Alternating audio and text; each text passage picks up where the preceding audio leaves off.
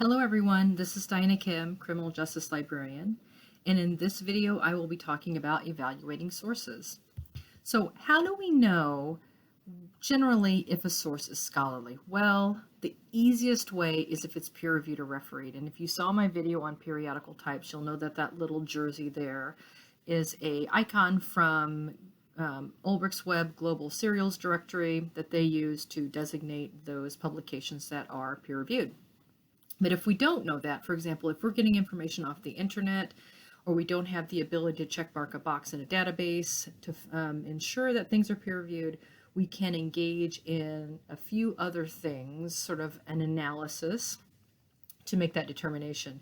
But before we do that, let's talk real quick about what peer review is. Peer review is a process that takes place in academic publishing. So prior to an author being able to get their article published, it goes to a journal editor who then takes that article and hands it out to impartial experts in that particular field who evaluate it, critique it, and whatnot. Then it goes back to the original author to make edits. Once that process is done, and only after that process is done, can that article be published, because it ensures the validity and the reliability of that information. And that process takes a little bit of time. So yeah, that's the one. If you know that, you're good to go, but it gets a little bit grayer when we don't. So what do? Well, let's look for other types of things, such as published by a scholarly organization, such as a university press or professional association. This would be, for example, Harvard University Press or the American Medical Association. These are publications or organizations that produce quality educational content. Also, if it's something produced by the United States government, that will it will be scholarly in nature. If we don't have things coming from those two areas, we can also look for things like author's credentials. Is this somebody with a PhD who has the authority to speak on a topic? Or is it a medical doctor who is writing about medical information, or an attorney writing about legal information, things of that nature. And also, you always want to make sure that if you're looking at an academic piece of information, there's going to be a list of sources clearly attached to that particular document. Be looking for that list of sources. The bottom line here, we're looking for evidence of accuracy and reliability within the source itself. Okay, so moving on. I don't want to steer you away from internet resources, because we don't always have the ability to find information just in our databases, especially if it's something that has just occurred, something that's being written about an event that has just happened, because our peer review process, as we know, takes a bit of time. So if we are wanting to write about something that, and we want information about that, about an event that has very recently occurred, we're going to have to be looking at radio, TV, the internet, possibly newspapers or news media, and within maybe a few weeks, magazines. We won't have the ability to get a scholarly journal, a government report, a reference work, or a book on something that has just occurred. So we will be looking elsewhere for that information. Now, that being said, that doesn't mean that we just buy into every piece of information that's out there without a bit of critique. We still have to engage in a bit of a process to make sure that the information that we found, even though it's on the net, is in fact accurate. Well, how do we go about doing that? How do we tell if a source is good or bad? Well, we engage in something called the application of the CRAP test. And I realize that's a silly little acronym, but it'll probably stick with you now that you've seen it.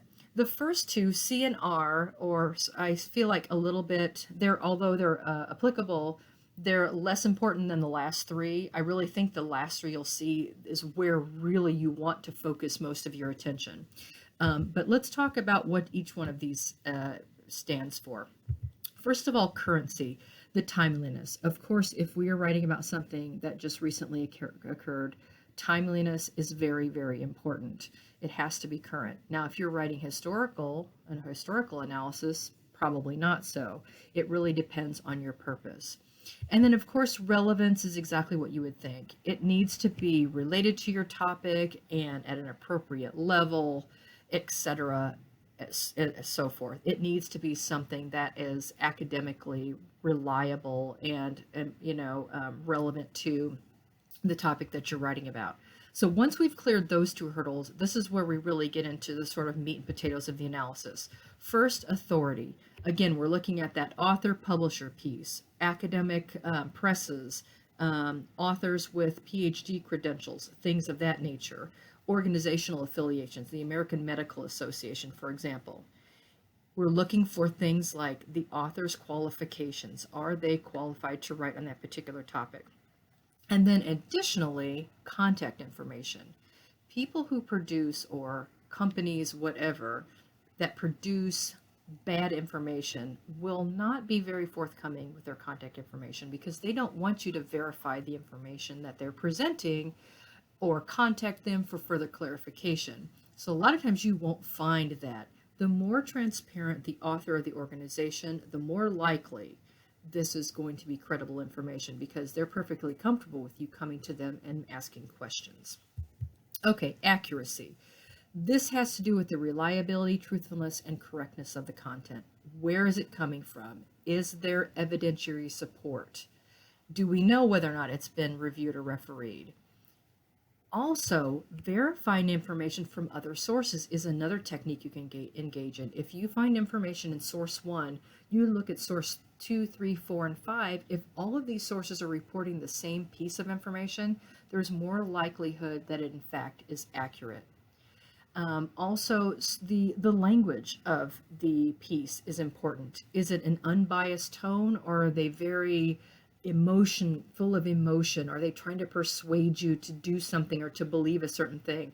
The more free of emotion the piece is, the more likely it's to be accurate.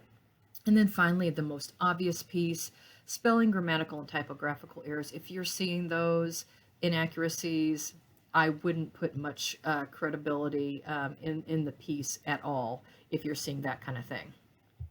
And then finally, purpose. Why does this information exist?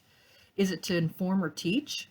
These are good. We want our articles to have these two purposes.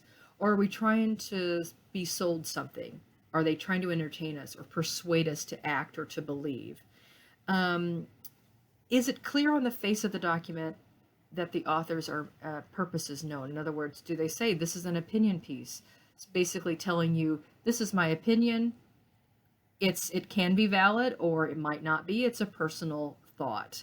Do we know if the information is a fact or opinion or propaganda? So does the point of view appear objective and impartial? This all sort of leads into that same analysis. We're looking for information that is designed to teach, not designed to necessarily persuade or get you to act in a certain way.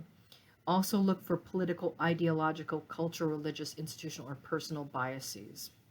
These all come into play under purpose. Okay. So that's essentially it. That's the 5 prongs. Once you engage in this, you will have a better understanding, excuse me, of whether or not the source that you're looking at is in fact reliable and can be used for academic purposes.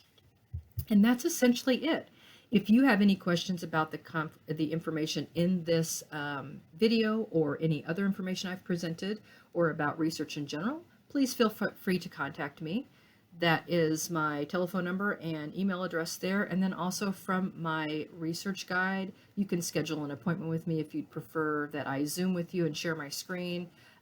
We can definitely do that as well. So with that, that concludes the video. Again, please feel free to reach out and I will talk to you soon. Bye.